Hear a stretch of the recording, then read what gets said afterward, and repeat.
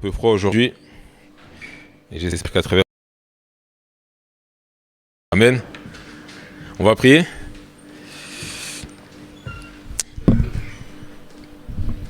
Père de gloire, nous voulons te dire merci pour cette grâce que tu nous donnes de nous retrouver encore dans ta présence ce soir. Seigneur, nous voulons disposer nos cœurs, Seigneur Dieu, pour t'entendre, pour t'écouter, pour appliquer ce que tu nous recommandes, Seigneur Dieu, de faire. Nous voulons être des disciples obéissants, qui croient en toi, qui grandissent, Père éternel, en étant ancrés dans ta parole. Et nous voulons, Seigneur Dieu, t'amener nos fardeaux, afin que tu puisses, Seigneur Dieu, nous décharger. Amen.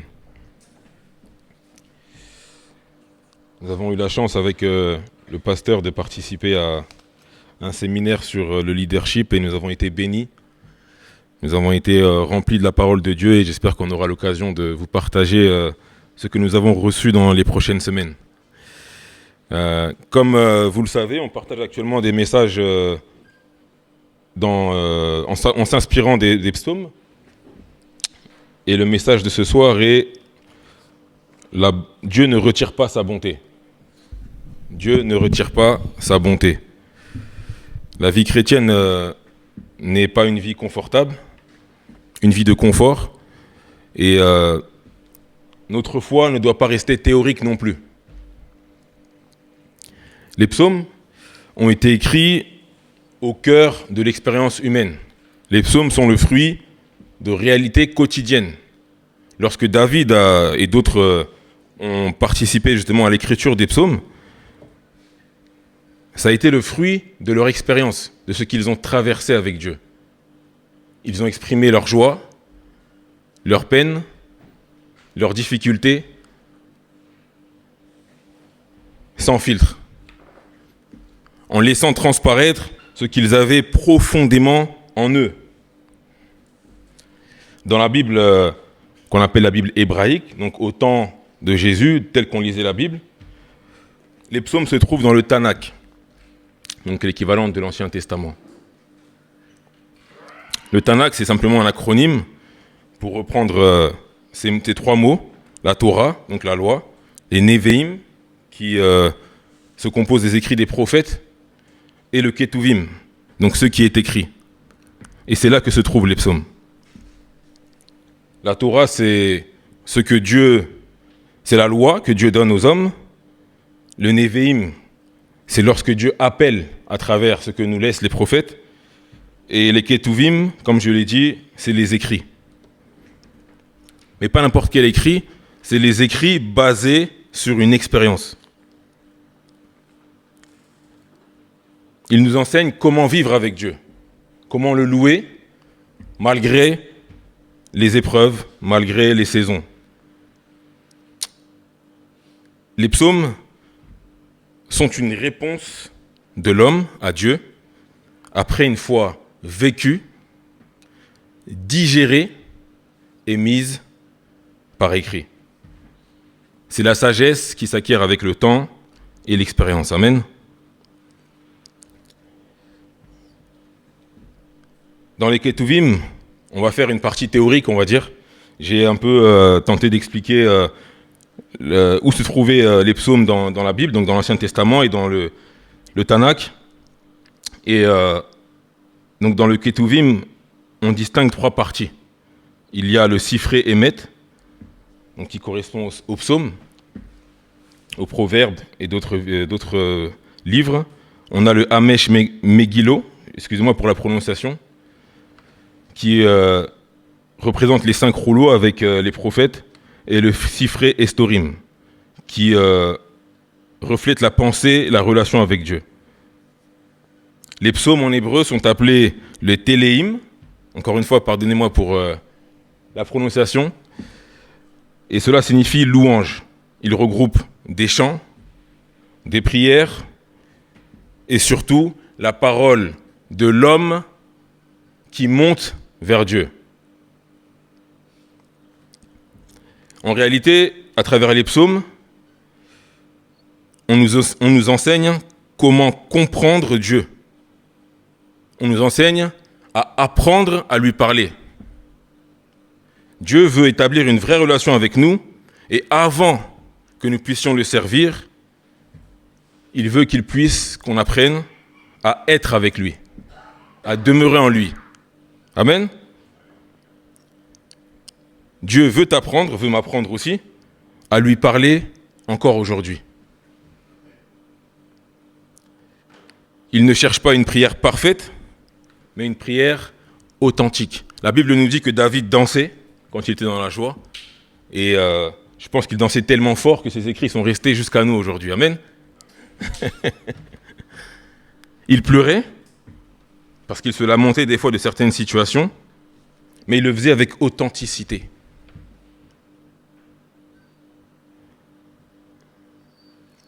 Peu importe aujourd'hui qui est à gauche, qui est à ta droite, peu importe le sujet qui est lourd dans ton cœur, bon ou mauvais, Dieu veut te toucher toi. Il veut te toucher toi personnellement, tel que tu es, avec ce que tu as dans le cœur. Et il veut que tu puisses prier sincèrement, établir une vraie relation avec lui. Et cette vraie relation avec Dieu, elle n'empêche pas les épreuves. La Bible ne nous vend pas une utopie. On ne nous enseigne pas que lorsque nous avons une relation avec Dieu, tout va bien aller, que tout va se passer comme nous, on aimerait que ça se passe. Les psaumes sont comme une colonne vertébrale spirituelle. Ils viennent poser la base de tout le reste. On ne construit pas une maison en commençant par le toit.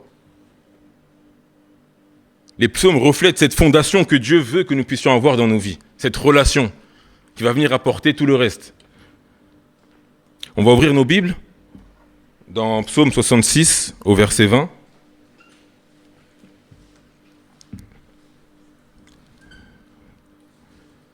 Donc Psaume 66 au verset 20.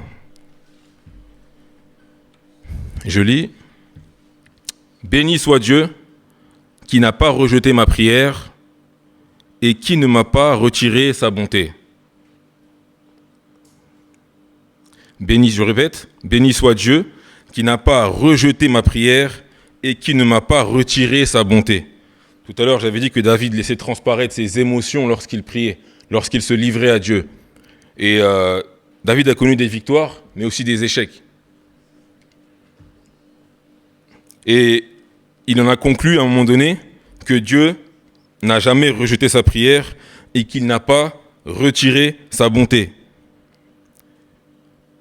Dieu n'est pas bon parce que nous méritons qu'il soit bon avec nous, mais il est bon parce qu'il est Dieu. Il est fidèle à lui-même. Souvent, on a l'impression que Dieu est loin de nous, parce qu'on a péché, parce que peut-être on estime mériter quelque chose, mais en réalité, c'est nous qui nous éloignons de lui. Amen. Dieu ne change pas. Il est le même. On va lire également le psaume 103 au verset 10, qui va venir appuyer ce que je viens de dire. Donc psaume 103, au verset 10. Il ne nous traite pas selon nos péchés, il ne nous punit pas selon nos iniquités. Alors, comment répondre à une telle fidélité ? La repentance ne naît pas de la peur, mais de la confiance dans la bonté de Dieu, dans sa grâce. Amen. Lorsqu'on culpabilise et qu'on ne se sent pas assez propre pour aller vers Dieu, il est difficile d'établir une relation de confiance avec lui. Et même lorsque nous prions des fois, Dieu nous appelle parfois à changer certaines choses dans nos vies selon le niveau qu'on atteint spirituellement. Et je vais me livrer un peu. Lorsque j'ai été appelé à prêcher, j'ai sincèrement remis ma vie chrétienne en question. Je me suis posé plein de questions. Je me demandais si je priais assez, si je lisais assez la Bible, si j'étais assez consacré, en bref, si j'étais assez parfait pour cette responsabilité. J'ai prié déjà, j'ai été baptisé, depuis un certain temps et j'étais content de ma relation avec Dieu. Amen. Et lorsque je dis que la bonté de Dieu ne change pas, elle peut se révéler différemment dans nos vies, selon la saison que nous traversons. Dieu peut être bon dans la difficulté, il peut être bon dans les moments de joie, mais des fois, il nous suffit juste d'ouvrir nos cœurs, de voir sa bonté, telle qu'il veut nous la transmettre. Amen. Et lorsque je dis que au moment où j'ai été appelé à prêcher, je me suis posé des questions, j'étais déjà chrétien, j'étais baptisé depuis un certain temps, comme je l'ai dit, et j'étais satisfait de ma relation avec Dieu. Pour moi, c'était assez. Je venais à l'église, et c'était bien, j'étais content. Amen. Mais le fait de me retrouver devant cette porte, que je devais ouvrir ou laisser fermer, m'a poussé à une profonde introspection et à tout remettre en question. J'ai pris conscience de ce que cela représentait en termes de temps, d'exposition, d'organisation et du fait que ma vie entière allait devoir changer. Amen. Dieu veut changer nos vies réellement à travers sa bonté. Lorsqu'il vient et qu'il nous remplit, des choses doivent changer. Amen.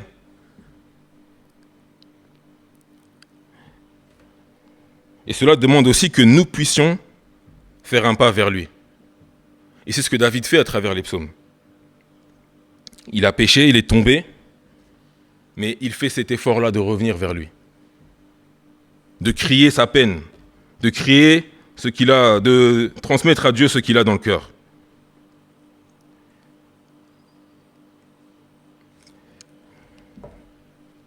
Et lorsque j'ai pris conscience que je devais me tenir devant des âmes, j'ai d'abord demandé pardon à Dieu pour toutes les fois où, peut-être sans le savoir, j'ai consacré ma vie à autre chose qu'à lui. Pendant ma jeunesse, dans certaines périodes de ma vie d'adulte, où il m'a certainement appelé et je ne le voyais pas. Et malgré tout, il a été bon. Il était là, il prenait soin de moi, de ma famille, de mes proches, mais moi, mon esprit était souvent ailleurs. Amen.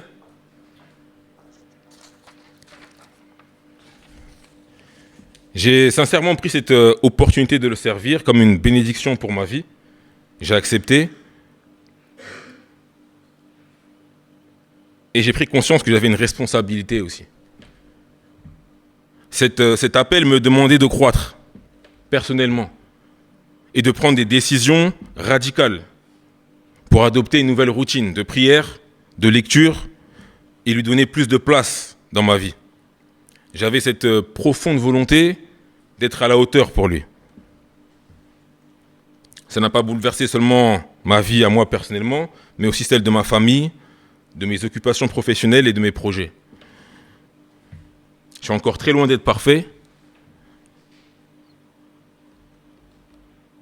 mais je sais qu'un travail intérieur s'opère jour après jour afin d'être avantage enraciné en Christ et dans sa parole. Vous savez, lorsqu'un enfant se salit ses vêtements, et qu'il est encore, on va dire, très jeune,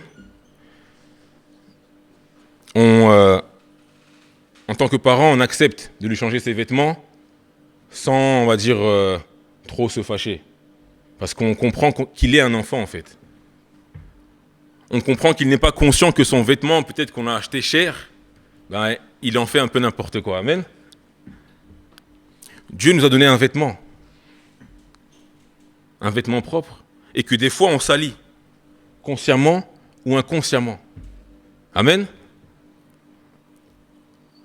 Et malgré le fait que l'enfant salisse ce qu'il porte, le parent l'aime toujours. Son amour ne disparaît pas simplement parce que l'enfant a traîné dans la boue, il s'est amusé, parce que c'est un enfant. Et dans la foi chrétienne, c'est pareil. Lorsqu'on rencontre Dieu, c'est pas toujours facile. Il y a un cheminement qui est là et qui nous amène à grandir. Et des fois, on peut tomber. Mais en grandissant, en prenant conscience de qui est Dieu pour nous, en prenant conscience de ce que Dieu attend de nous, on commence à faire attention à nos vêtements. Amen. À mon âge, il ne me viendrait pas à l'esprit d'aller me jeter dans la boue. Sinon, je pense que vous allez vous poser des sérieuses questions. Amen. À mon âge, il ne me viendrait pas à l'esprit d'aller mettre mes chaussures dans un endroit qui vont les salir. Parce que j'ai pris conscience que cela n'était pas bon pour mon image personnelle. Et en tant que chrétien, c'est pareil. Jeune, moins jeune. Il y a un temps où Dieu veut que nous puissions prendre conscience que nous devons marcher proprement devant lui. Et quand je parle de boue, comparez cela au péché, aux distractions, à tout ce que le monde peut nous proposer. Amen. Et lorsque nous voyons cela comme des choses peut-être qui créent des barrières avec Dieu, on ne voit pas toujours sa bonté dans les petites choses. On attend de voir sa bonté dans peut-être des choses spectaculaires. Mais Dieu est bon au quotidien avec nous, dans des petites choses. Amen. Dans des très petites choses. Dans des fois des portes ouvertes, dans des portes qui se ferment, dans des relations qui s'arrêtent ou qui commencent. Dieu est bon dans les petites choses aussi. On va ouvrir la Bible encore, dans le psaume 51.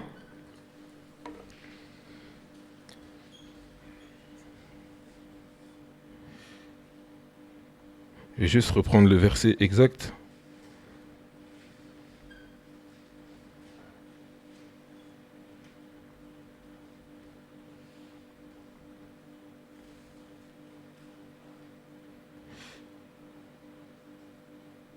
Au verset 10, voilà. Si c'est juste, psaume 51 au verset 10.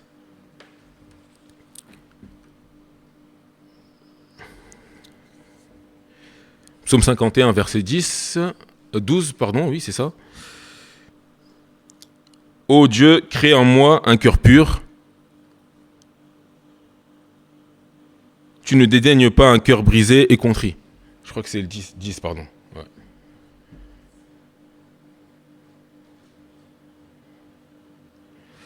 Donc, psaume 51, verset 10.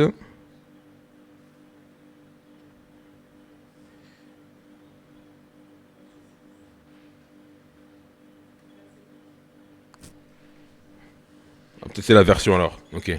Ô Dieu, crée en moi un cœur pur. Ouais,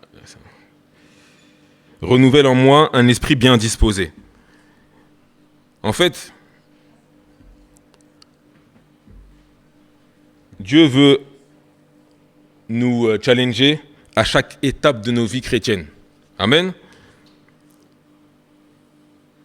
En fait, il n'y a pas un moment dans notre relation avec Dieu où nous pouvons nous dire « Voilà, je suis arrivé, j'ai atteint le maximum que je pouvais atteindre et voilà, je suis arrivé à un niveau où je peux me reposer, entre guillemets. » En fait, Dieu veut que nous puissions nous remettre sans cesse en question pour devenir de meilleurs chrétiens. Et on a parlé de la croissance pendant quelques semaines ici à l'église. Et ces passages contribuent justement à faire en sorte que nous puissions grandir avec Dieu, que nous puissions être ancrés en lui. Seigneur, qu'est-ce que je peux changer aujourd'hui? Peut-être que tu pries, peut-être que tu lis ta Bible, mais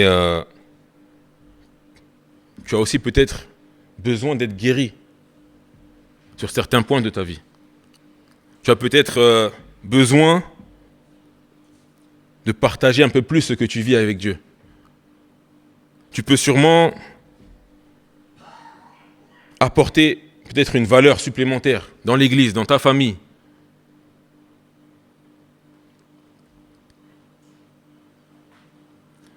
Cela nous amène à une question personnelle, comme je l'ai dit, Seigneur, que veux-tu changer en moi? Et que sa bonté puisse sans cesse être renouvelée dans nos vies à travers cet effort que nous faisons pour avoir une relation vivante. Et lorsqu'on parle de relation vivante, certains d'entre nous ici sont en couple, et je pense qu'à chaque étape de la vie de couple, on cherche à faire vivre cette flamme, l'amour. Amen. À adapter la manière d'aimer, selon les attentes de notre partenaire, de notre ami, de notre proche. On fait en sorte que l'amour puisse perdurer. Amen. Que la relation puisse perdurer. On ne s'adresse pas à un enfant de 5 ans, comme à un ado, comme à un adulte, parce que la relation évolue. Avec les attentes, avec les pensées qui vont changer, et on s'adapte. Et avec Dieu, c'est pareil. Dieu veut que nous puissions nous adapter dans notre relation avec lui. Notre manière de s'adresser à lui doit évoluer. Amen. Notre vie de prière doit grandir. Si tu lisais la Bible hier, lis 5 minutes de plus. Cherche à comprendre davantage ce que Dieu attend de toi. Ce qu'il veut faire avec toi. Comment il veut t'utiliser dans cette saison. Amen. Tout à l'heure, je vous ai dit que lorsque j'étais appelé à prêcher, je me suis remis en question. Et j'ai envie de vous dire aujourd'hui, n'attendez pas d'être appelé à prêcher pour vous poser ces questions. Amen. Posez-vous ces questions aujourd'hui. Seigneur, que veux-tu changer en moi? Parce que Dieu ne travaille jamais seulement sur ce que nous faisons, mais il travaille d'abord sur ce que nous sommes. Il veut d'abord changer l'intérieur pour faire évoluer tes œuvres. Amen. Il veut faire un travail profond en toi pour que cela puisse jaillir à l'extérieur, dans ta vie et dans celle des gens qui t'entourent.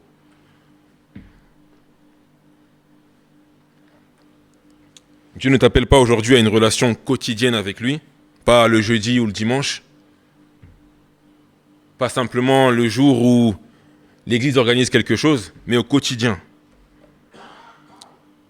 Une relation qui n'est pas basée uniquement sur les temps d'Église, mais une relation vivante, sincère, personnelle. Et Dieu seul sait que nous sommes capables de le faire.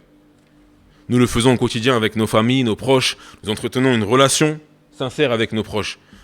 Et pourquoi pas avec Dieu? Il y a peut-être des choses qu'on peut éliminer dans nos vies, qu'on peut changer, pour faire entrer Dieu et lui permettre de prendre une plus grande place. Dans cette saison de croissance, permettez-moi l'expression, Dieu veut te parler.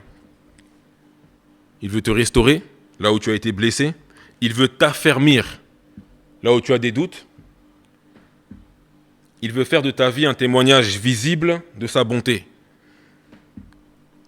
Et peut-être que cela commencera par une décision simple, c'est prendre du temps, ou plus de temps, avec lui, prier autrement, avec un cœur ouvert, ou alors de demander pardon aux gens que tu as pu offenser, de pardonner ceux qui t'ont offensé, sincèrement, ou alors de revenir à lui, de te repentir peut-être de tes fautes. N'attendons pas demain, n'attendons pas d'être plus fort, d'être plus près ou plus parfait. Nous pouvons opérer ces changements aujourd'hui. Amen. Nous pouvons être utiles aujourd'hui pour lui.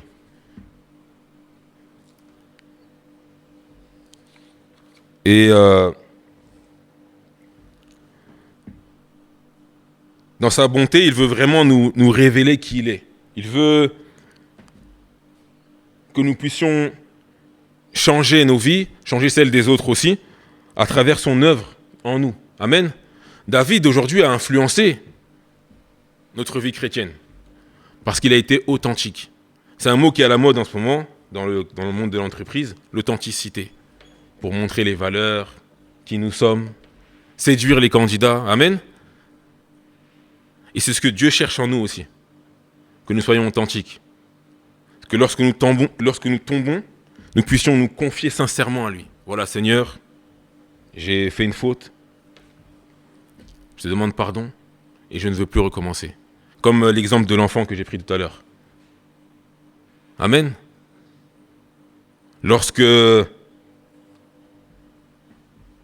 sommes dans des situations compliquées, Seigneur, aide-moi. Que je ne puisse pas tomber ou que je ne puisse pas peut-être refléter ce qui n'est pas de toi. Encore une fois, lorsqu'on parle de croissance, cela implique des choses, individuellement et en Église.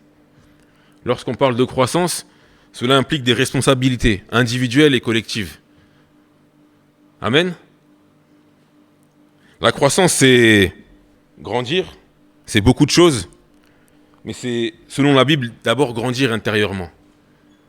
C'est d'abord chercher à avoir un ancrage solide avec Dieu.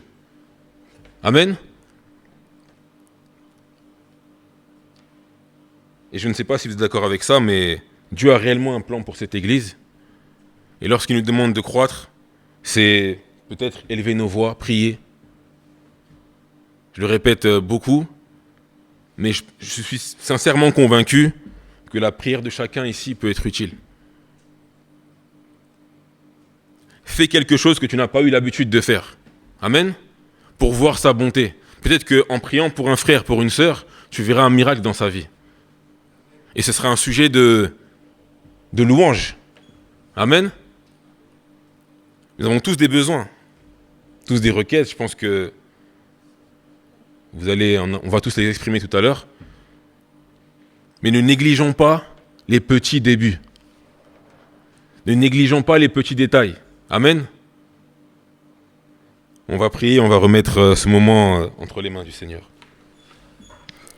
Seigneur, nous voulons te dire merci pour ta grâce, merci pour ce moment durant lequel tu as permis que nous puissions t'entendre. Seigneur, nous voulons remettre tous les sujets de prière qui vont être évoqués juste après. Seigneur, nous voulons voir ta gloire, ta bonté se manifester encore ce soir. Seigneur, laisse que nous puissions prendre conscience que tu nous appelles chaque jour à te faire confiance, à t'aimer davantage, à avoir une relation encore plus solide avec toi. Seigneur, nous voulons répondre à cet appel aujourd'hui.